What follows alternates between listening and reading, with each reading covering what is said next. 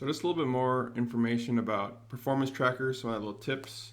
Um, if you need to edit data, again, first make sure you've selected the range of data you want to edit. So this would be showing me all the data that's collected from my golf course between March 11th and March 13th. So we can see all those different values in here, and we can edit them if something is wrong. Maybe someone entered it incorrectly. But it'd be really nice if you could have your crew members enter the data for you. And so we've built that functionality into Greenkeeper.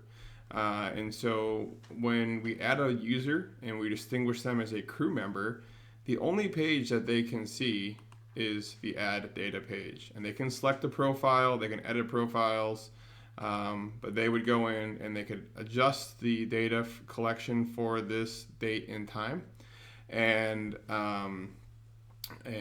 save it. There is a little bit of check and balance in there. If you are distinguished as a crew member, the data that they enter will not appear on the view page until you actually go in and approve it. And so when you go to the approve, it will have a list of all the performance data that needs to be approved. Right now it is blank. You can approve and edit those values individually, or if everything looks good, you just push approve all, and then it would become actionable live data in the view. So that prevents some crew member from messing up your data set. They can only add and edit data, and then you ultimately have the ability to approve it, and then they can't touch it anymore. Also, in adding data, sometimes there's going to be quick data that maybe you're going to add that you won't use as part of a profile. So you can click this black quick data add button, and by doing so, you will be able to say, I only want to add, say, soil EC, and I only want to do it on green number 3. And pick it on our greens. So when we save that and we go to add the data, then all we can do is add that value there. So that's another quick way that you can go through the quick add data.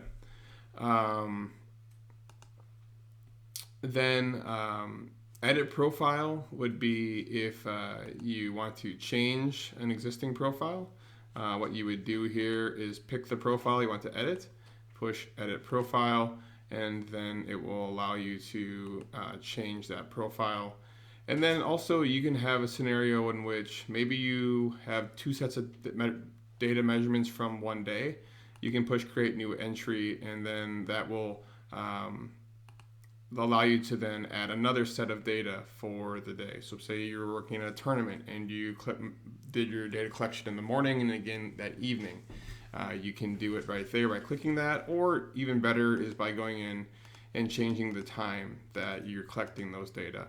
And obviously the time kind of stretches out over a period of hours, but if you have one distinguished at 7 in the morning and it really went from 6 a.m. till 9 a.m. as you're doing the data collection, that would be enough resolution to say that this is a morning data collection event versus an afternoon data collection event. So those are just some of the little nuance that is the performance tracker.